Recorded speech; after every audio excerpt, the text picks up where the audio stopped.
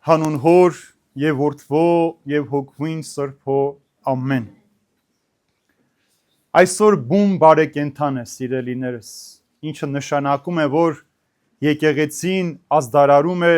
մեծ պահքի սկիզբը։ Մեծ պահքը պիտի տևի 48 օրեր եւ ամեն հանգրվանին, երբ որ մենք կանգ առնենք, մեզ պիտի սովորեցնի, թե որտես խալվեցինք, ինչպես կորցրեցինք մեր հավիտենական կյանքի ուրախությունը, մեր երջանկությունը եւ ինչ պիտի անենք, որ այդ ամենը կարողանանք վերականգնել։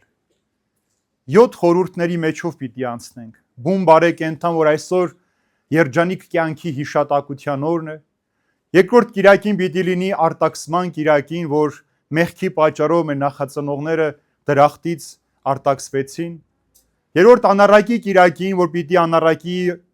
առակից հիշենք, թե ինչպես Աստծուց հեռու մարդը կարող է մեղքի մեջ թաթախվել։ Հետո տնտեսի կիրակին չորրորդը, որ անիրավության մեջ պիտի փորձենք այս աշխարհը օգտագործել, որpիսի երբ որ հաշվետվության ժամը գա, մենք կարողանանք չամաչել, այլ Տիրոջ ուրախության մեջ մտնել։ Հետո անիրավ դատավորի կիրակին հինգերորդը, որ պիտի տեսնենք, որ մեր հոգին ինչպես է պահանջելու, որ իր դատն էլ տեսնենք, իր մասին էլ մտածենք։ 6-րդ գալստյան կիրակին, որ Տիրոջ երկրորդ գալստյան խորհուրդ ունի, որ Տերը պիտի գա դատելու, եւ վերջապես ծաղկազարդը հրաշափառ մուտքը Երուսաղեմ, եւ ամենակարևոր ավագ շաբաթը 7 օրեր Տիրոջ վերջի կյանքի օրերը երկավոր պիտի միասին քայլենք խաչելության, չարչարանքի, թաղման, հարության խորհրդով, նորից մեղքի գերեզմանից մարդը հարություն պիտի առնի։ Բուն բարեկենդանի խորհուրդը ինչն է, սիրելիներ։ Բուն բարեկենդանություն նշանակում է ուրախ, երջանիկ կյանք ունեցող իրականություն։ Երբ Աստված մարդուն ստեղծեց, իր պատկերով նմանության պատճառը մեկն էր։ Ամբողջ տիեզերք հարարված էր, կենդանիները, թռչունները, ծառերը, ամեն բան Եդեմի մեջ, բայց մեկը չկար, որ այս ամենին տիրություն աներ, խնամք տաներ, եւ Աստված ասում է. եկեք մեր նմանությամբ մարդ ստեղծենք։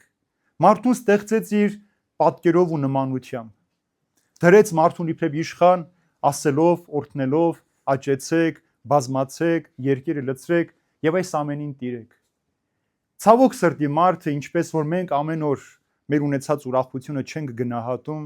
մեր ունեցածը կորցնելուց հետո ենք արժևորում, հետո լաց լինում դրա համար, այնպես էլ մեր նախածնողներ Ադամն ու Եվան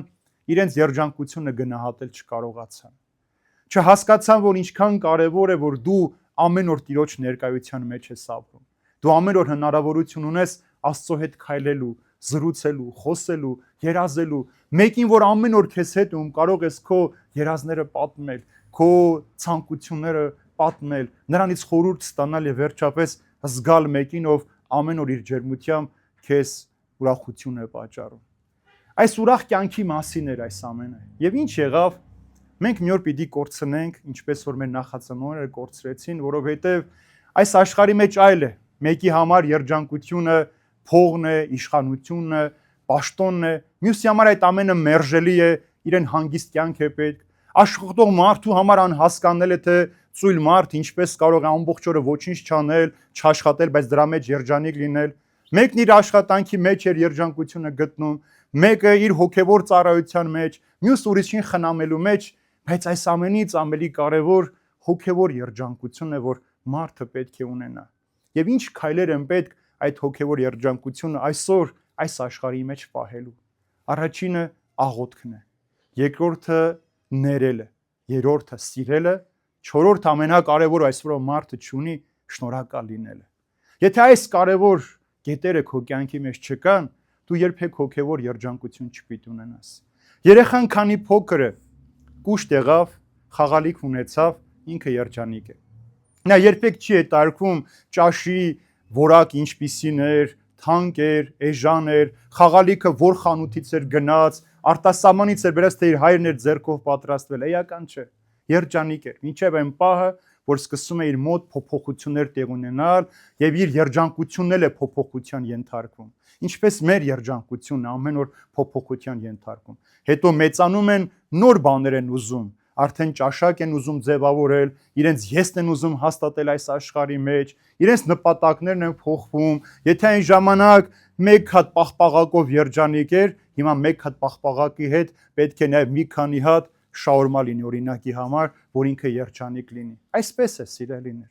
Մեր կյանքը փոխվում է, թե այն ժամանակ մենք կոճակով հեռախոս ենք օգտագործում, մենք լավ ենք զգում, որ մենք հեռախոս ունենք, հիմա դա հետամնացություն է համարվում, եթե մեկն էլ ունենա այդպես հեռախոս այսօր, պիտի ծաղրենք իրեն, որովհետև ժամանակը փոխվել է, մենք վերջին iPhone 17-ը պիտի բռնենք, որ երջանիկ լինենք։ Եթե բռնենք, կարծում ենք, թե բոլորը մեզ դրանով ավելի շատ պիտի սիրեն, պիտի հարգեն, գնահատեն, բայց դու պիտի մնաս միայնակ առանց հոգևոր երջանկության։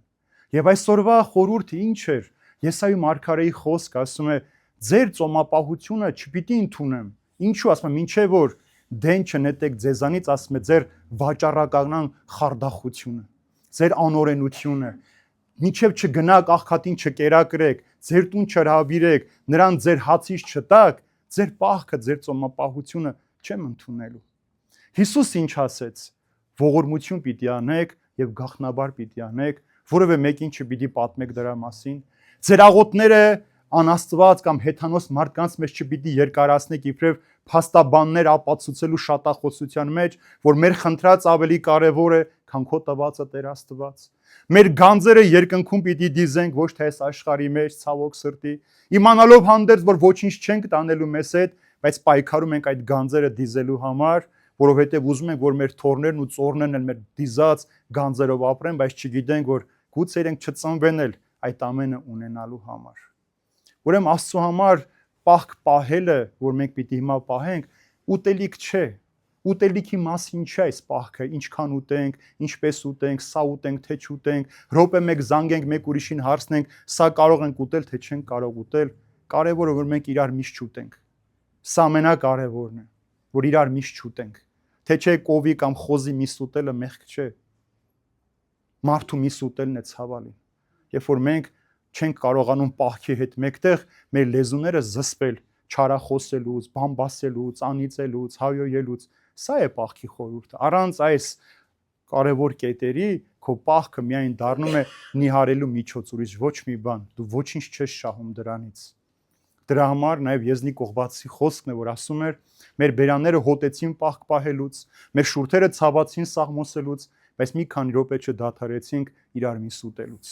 Ուրեմն պահքի ընթացքը այս ճանապարհն է։ Ուտելիքի մասին չէ, սիրելիներ։ Ուտելիքը չի պղծում մարդուն, ինչպես լսեցիք այսօր Պողոս Արաքյալի խոսքը, թող չուտողը ուտողին չդատի, ուտողն էլ չուտողին չդատի, որտեղ ինչ որ մենք ուտում ենք, դա մեզ չի պղծում, մեր բերանից դուրս եկածն է, որ մեզ պղծում, որտեղ մեր սրտի ավելցուկից է այդ ամեն ինչը։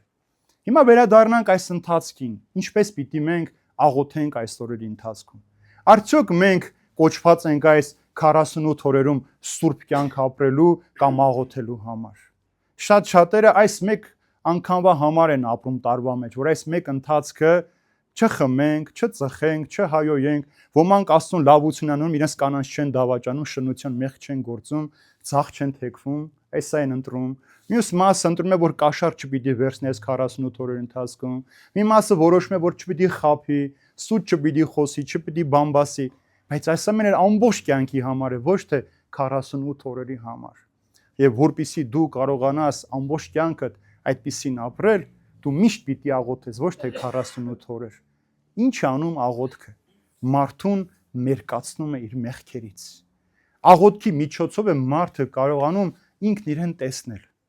ինչպիսին է ինքը իրականում, որովհետև ինչքան որ դու Աստծո հետ խոսում ես, ինչքան որ Աստծո հետ մտերմանում ես, քո դատարկությունն ու մերկությունն ես տեսնում։ Ինչքան որ դու Աստծո հետ մտերմանում ես, քո ոչնչությունն ես հասկանում այս աշխարհի մեջ, որ դու ով է լինես այս աշխարհի մեջ, մեկ է մահվան առջև պիտի ծնկիչնես։ Մինչև այսօր մահը աշխարհի բոլոր հզոր թագավորներին, հարուստներին, գիտնականներին, իշխաններին, պարզ ռամիկ մարդուն բոլորին հավաքել տարել է։ Ոչ ոք չի մնացել այս աշխարհի մեջ։ Ուրեմն աղոթքով ես, որ դու նաև հասկանում ես քո կյանքի խորհուրդը, որ դու ժամանակավոր ես այս աշխարհի մեջ, եւ այդ ժամանակավորի մեջ պիտի կարողանաս Աստծո հետ խոսել սովորել։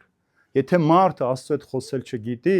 նա նաև չի կարող Աստծո պատվիրանները պահել։ Իսկ երբ որ դու Աստծո հետ չես խոսում, բարոյականությունն էլ ընտրության հարց է, դու ինչպիսի բարոյականություն ես ուզում ունենալ։ Ճաշակի հարց է այդ բարոյականության արժեքները քո մեջ, եթե դու ուզում ես պահել։ Իսկ երբ որ դու աղոթում ես, խոսում ես Աստծո հետ, նաև դու նույնանում ես, վերադարձնում ես այն ինչ որ Ադամը կորցրեց։ Այն ինչը որ դրախտի մեջ էր մարդ եւ Աստված ամեն օր զրուցում էին։ Մենք այսօր բոլորի հետ ուզում ենք ամեն օր զրուցել։ Կարող ենք հեռախոսով զանգել մեկին, 1 ժամ խոսել, հետո ասել, «Էլ ինչ կա»։ Ու նորից 1 ժամ շարունակենք խոսել այնքան, մինչև հեռախոս ինքն իրեն անջատվի։ Բայց ընդհանրապես ոչ մի բան չխոսեցինք այդ ընթացքում։ Սրա նրա կյանքը միայն քննադատեցինք, բա իմացար էս ինչը բաժանվեց։ Բա իմացար սրանց տանը ինչ որ մեքենա գնեցին, տները նորոգություն արեցին։ Սա է մեր խոսակցության նյութը։ Բայց սա արդյոք հոգևոր խաղաղություն է բերում քո կյանքի մեջ։ Իհարկե ոչ։ Միայն աղոթքով դու կարող ես այդ հոգևոր խաղաղությունը գտնել։ Երկրորդ սիրելիներ, ներելն է ամենադժվար գործը այս աշխարհի մեջ։ Մենք բոլորս ուզում ենք, որ մեզ ներեն, բայց մենք չենք ուզում ոչ ոքի ներել։ Մենք ուզում ենք, որ առանց ներողություն խնդրելու Աստված բաշխի մեզ այդ ներումը, բայց մենք ուզում ենք, որ մեր դիմացին անպայման նվաստացնելով խնդրենք մեզանից այդ ներողությունը խնդրի, որ մենք իրեն ներենք։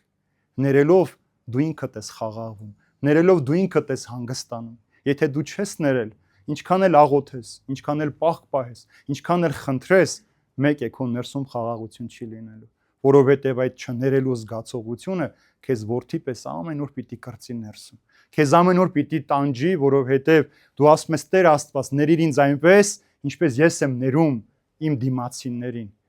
Սա սարսափելի տող է հայրմերի մեջ, սիրելիներ, վախենալու տող է։ Մենք այսպես բառացիորեն ամեն օր ասում ենք, բայց լուրջ չենք ընդունում, լուրջի չենք առնում, որ ոնց թե Տեր Աստված ների այնպես, ինչպես ես եմ ներում։ Մենք ոնց ենք ներում։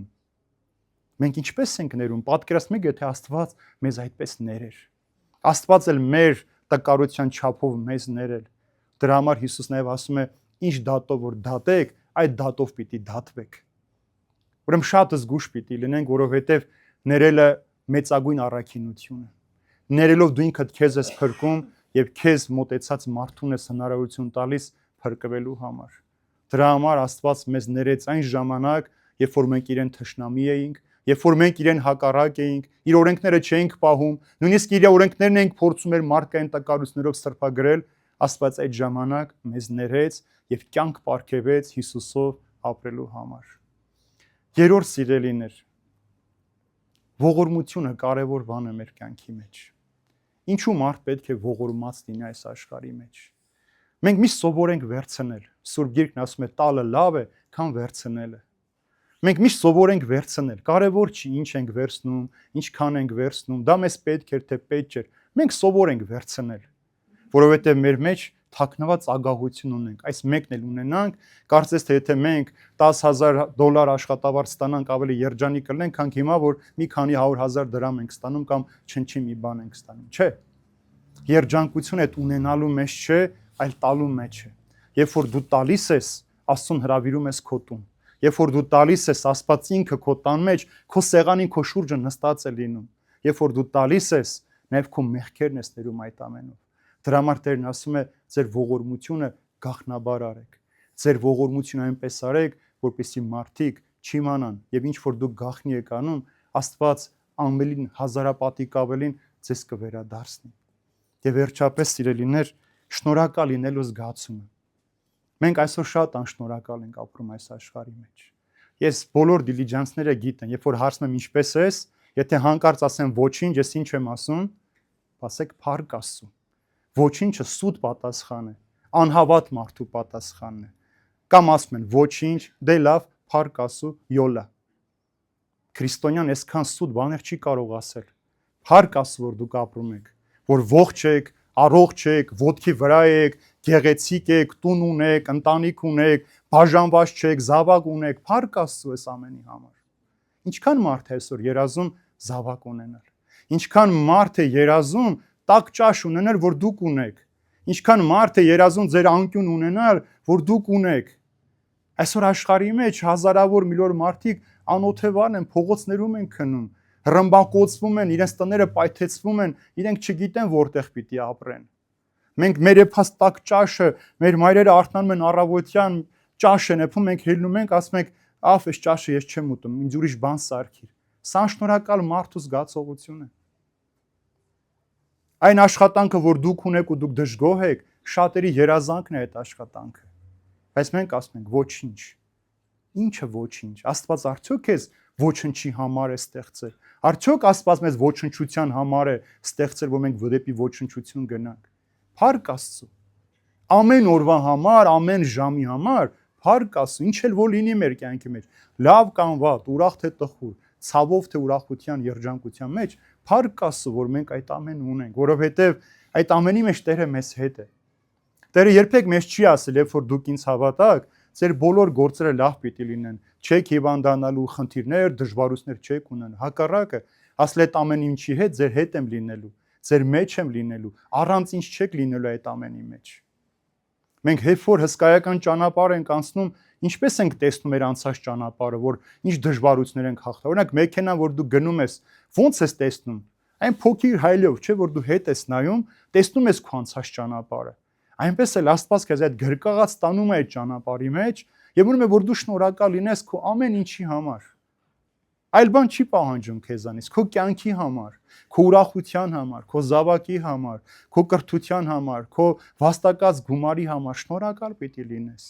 Եթե շնորհակալ չեղար, այդ ինչ որ ունես, դա էլ պիտի կորցնես։ Եթե չգնահատեցիր քո կյանքը, ինչպես սկզբում ասացի, մեր նախածնողները չգնահատեցին, քեզանից պիտի վերցվի տալու այն մարդուն, ով ավելի է գնահատում այդ ամենը։